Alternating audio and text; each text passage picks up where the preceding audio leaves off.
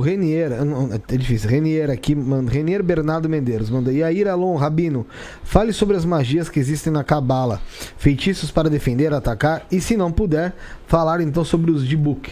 Tá. Pode falar de tudo. Eu sou da teoria que pode falar de tudo. Às vezes não pode revelar segredo, mas pode falar de tudo, né? Não, mas isso é um tema que sempre atrai muito, né?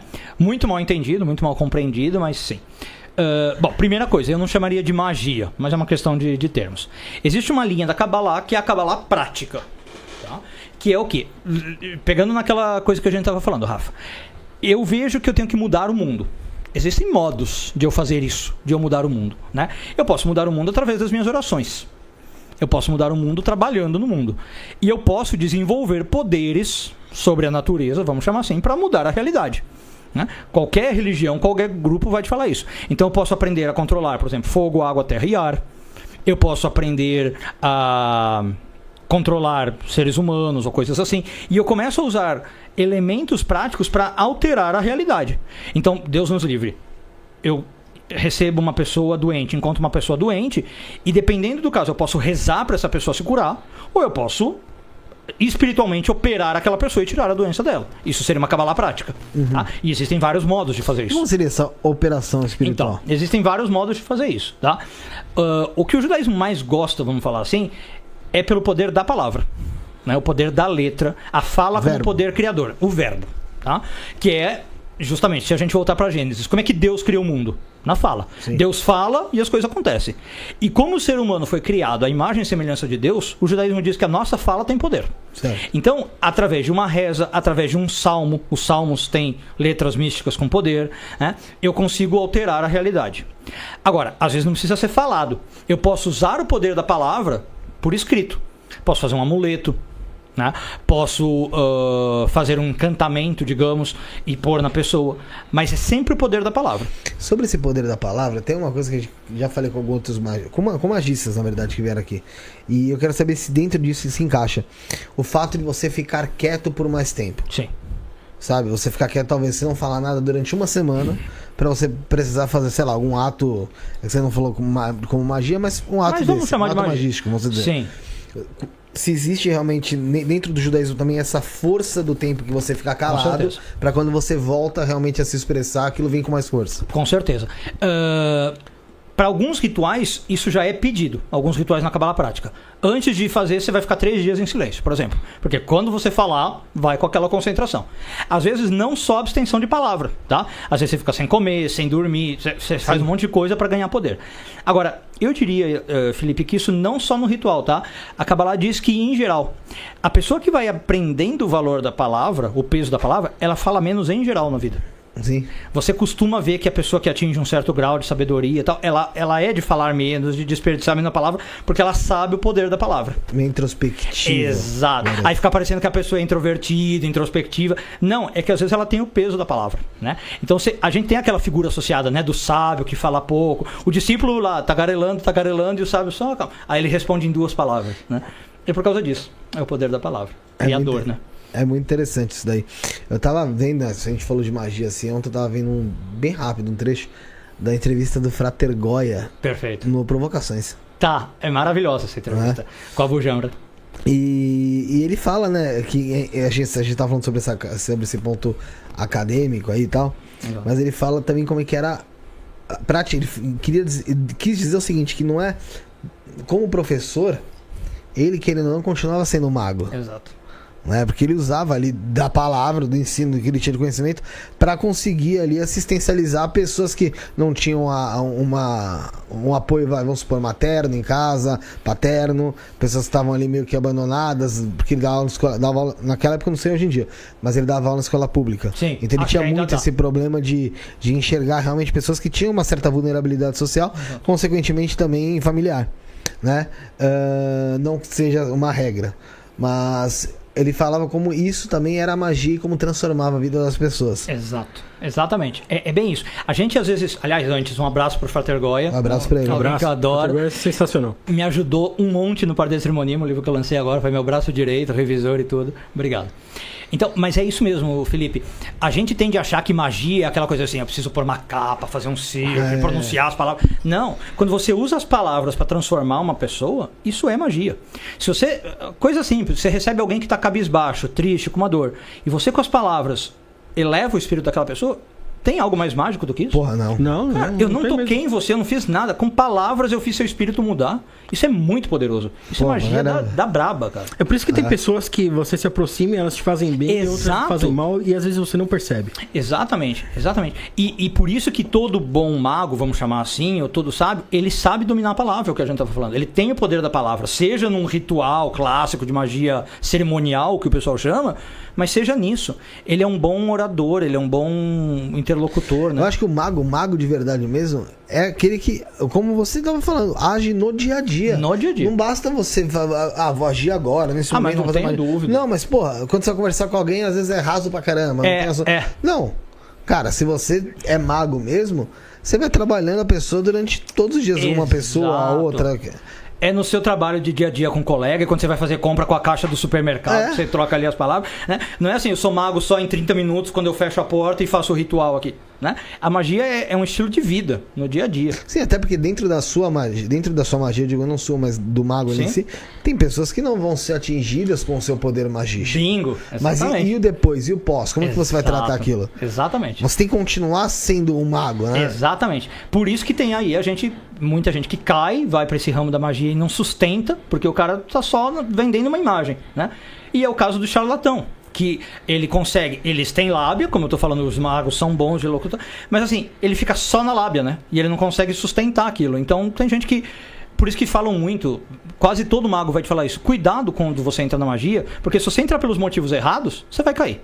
Não tem como você tentar ser mago na força, né? Exige uma pureza de coração, exige querer ajudar, exige fins altruístas. Se você entra na magia já pensando só em você, no egoísmo, no poder, uma hora mais cedo ou mais tarde você cai. Pode demorar, mas você cai. O ego sempre derruba, né? Sempre. O ego é um inferno.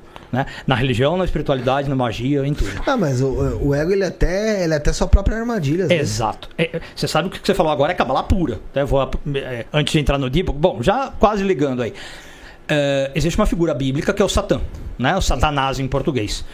A Kabbalah diz, sabe quem é o Satanás? O teu ego. Mora dentro de você. Você convive com o Satanás o dia inteiro. Não é aquela ideia, é um bicho externo, vermelho, que cheira enxofre, que tem o rabo, não sei, que aparece de vez em quando. Não, você tá com o Satanás dentro de você o tempo todo. E você tem que aprender a lidar com isso. O teu ego é o Satanás. O que a Bíblia chama de Satanás é o teu ego. Sim, porque, como eu disse, o ego pode ser uma armadilha pra você mesmo. Exatamente. E você mesmo se enrola nela. É isso aí. Então, aquela ideia que a gente tem do Satã como trapaceiro, traiçoeiro, sedutor, porque o teu ego é tudo isso, né? Se você vai na conversinha do teu ego, você cai. Então você, assim, tá caçando sonhos, né? Que nem o Dom Quixote caçando moinho, achando que o moinho é o inimigo. Não, você tá viajando na maionese. E você tá ouvindo o teu ego, achando que aquilo é a realidade, quando a realidade é outra. Então o ego, ele funciona desse modo, né? Essas são as outra coisa também interessante é que muita gente liga algumas magias que hoje em dia a gente trata bastante aqui no programa, por exemplo, a Goécia. Por conta de ter Salomão ligado, liga muito ao judaísmo. E a Goécia, ela não é judia, ela não tem a ver com o judaísmo. Eu vi os podcasts que você falou. Então, essa é uma coisa muito interessante.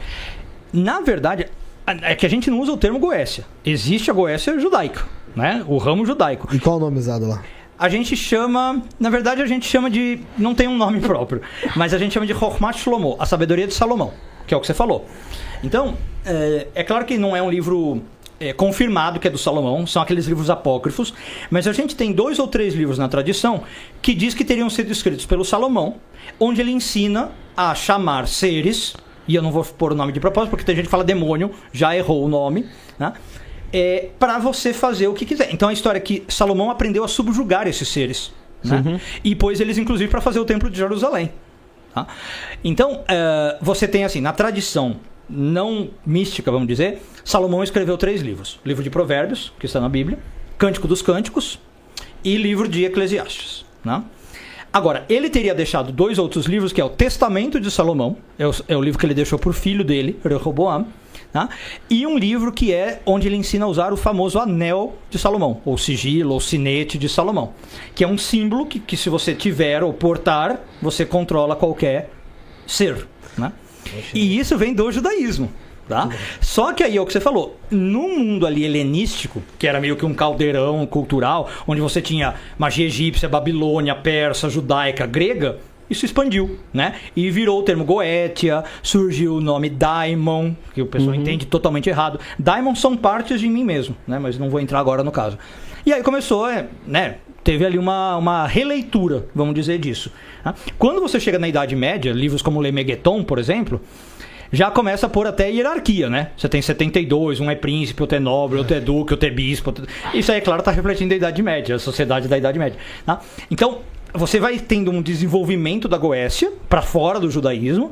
Tá? Surge uma Goécia, vamos chamar espúria nesse sentido, mas existe uma Goécia judaica, que é a sabedoria de Salomão. E você disse que não chamam demônios nem daimons, então, né? Não. A gente chama, na verdade, tudo...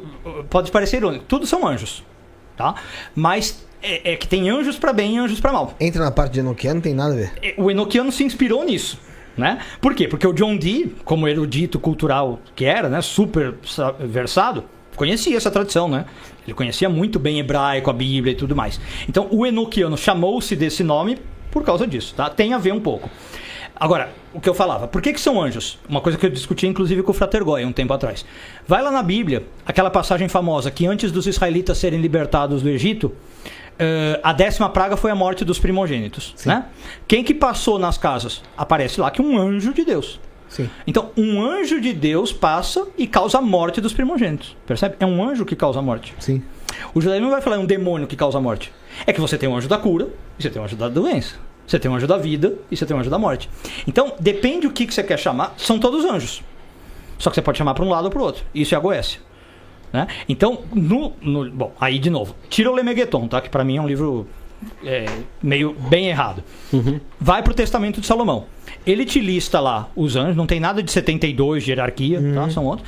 E aí você tem anjos para um lado e para o outro. Tem anjo que vai juntar 2 pessoas. Tem anjo que vai distanciar 2 pessoas. Tem anjo que vai fazer você ganhar uma causa na justiça, tem anjo que vai fazer você perder a causa na justiça. Mas esses são estudos que estão dentro também da Cabala? Ou... Da Cabala. Mas da Cabala, aqui o que eu estou te falando é super fechado, super esotérico, né? O judeu médio nem tem ideia disso, o cabalista nem todos têm, é o cabalista prático tal que vai para esse lado. Entendi, porque hoje em dia tem a Goécia luciferiana também e tal. Aí, que também utilizam o 72. O 72 e a hierarquia. No tradicional original não tem nada disso, tá? Desse 72. Como eu te falo, é uma releitura. Dentro das magias salomônicas que o pessoal expõe aí, são o quê? Tem a Goécia, o Enoquiano, né? O Enoquiano não é bem salomônico, né? O Enoquiano seria mais uma revelação do Di, que ele recebeu, né? É o quê? Tritêmios? Exatamente, Tritêmios. ligado a isso, tá? Seria todas as salomônicas seriam a Goécia. São as várias linhas de Goécia. Tá? Agora, o que você tem são os livros espúrios atribuídos a ele, né? Então, um monte de livro que foi surgindo na Idade Média que se falava que é do Salomão. E aí, cada um surge uma nova linha. Então, tem uma do... Eu vou esquecer. O Agripa fala muito, né? Da Goécia, bebendo de Salomão. Esqueci o nome agora de um outro da Idade Média, né? E aí eles trazem isso, por exemplo, muito por mundo cristão da Idade Média. E aí ela se populariza. Né? Mas na origem, o que você falou, era grego, babilônio, persa, judaico. Que acabei passando por cima de books, né? De books, exatamente. De books. Tô falando em inglês, de books. The Books on the Table? Tá com sotaque americano. The Books. Não, mas tá tudo bem. Que fui alfabetizado no México.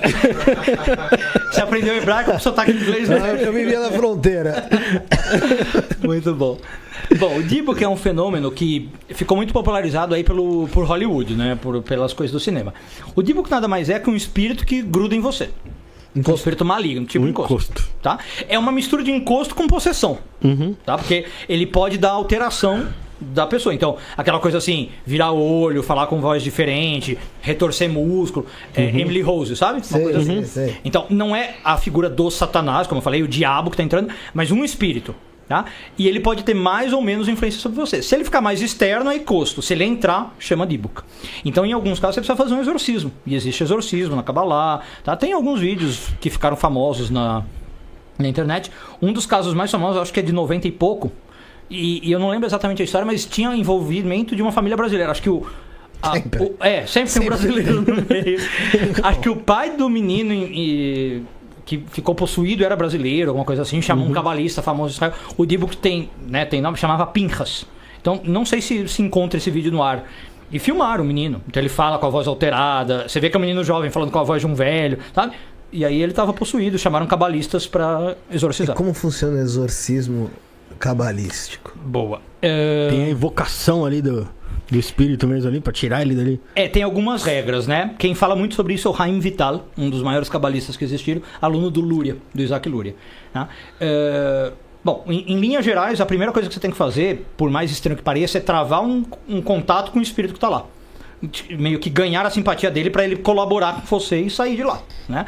Então você pergunta o nome, você pergunta sobre a vida daquele espírito, por que ele entrou ali, né? O que está acontecendo. E 99% dos casos ele entrou ali porque ele quer alguma coisa, ele precisa de alguma ajuda, né? Então, em geral, é uma alma sofrida, atormentada, que não conseguiu o que ela precisa no meio espiritual, então ela entra para chamar atenção. Então, se você promete fazer o que ela precisa, por exemplo, vou rezar por você, às vezes ela ficou, sei lá, com uma pendência com a mãe ou com o pai antes de morrer, aí você fala, vou procurar tua mãe, vou procurar teu pai, já resolve o caso. Bom, aí você fala lá com ela, pega as informações, vê se ela colabora, tem almas menos colaborativas, né, mais colaborativas, e, em geral você lê sequências de salmos para expulsar, tá? E você tem que combinar o modo daquele espírito sair. Por quê? Como ele entrou no corpo, ele vai sair pelo corpo, tem que sair por algum lugar. E essa saída dá problema, né? Ela vai fazer mal pro corpo. Então, em geral, você combina que essa alma vai sair ou pelo dedinho da mão ou pelo dedinho do pé. E aí, onde a alma sai, surge uma bolha. Ela estoura. Você vê o... E já presenciou esse tipo de situação? Já. Tem casos, tá? Bom, e aí vai do cabalista onde ele combina, né? Eu já vi combinar pelo ouvido, aí estoura o tímpano da pessoa, enfim. Que sacanagem. Parece uma bolha no pé. Acho melhor o dedinho. Do cara. Será que o Lula... o dedinho do pé. Será que o Lula passou por um... Tá ficando dedinho. Mas eu sou. Então, enfim, esses são os rituais básicos, mas do ponto de vista religioso, basicamente você usa salmos. Tá? É o que você usa para... de novo, o poder da palavra, o poder da cura. Né? Você acha que, de certa forma, o espiritismo se baseia um pouco nisso daí? De certa forma, parecido, sem dúvida. Com certeza, né? Porque, assim, tem referências. E as referências são as religiões mais antigas. Então é meio óbvio, né? Eu fiz um vídeo sobre isso no meu canal, falando do espiritismo. Alguns espíritas acharam ruim, né? Mas eu falei, olha, na verdade, lá o que o Kardec fez, foi isso. Ele leu ali por cima... Nada muito profundo, né? Ele não era lá um grande erudito.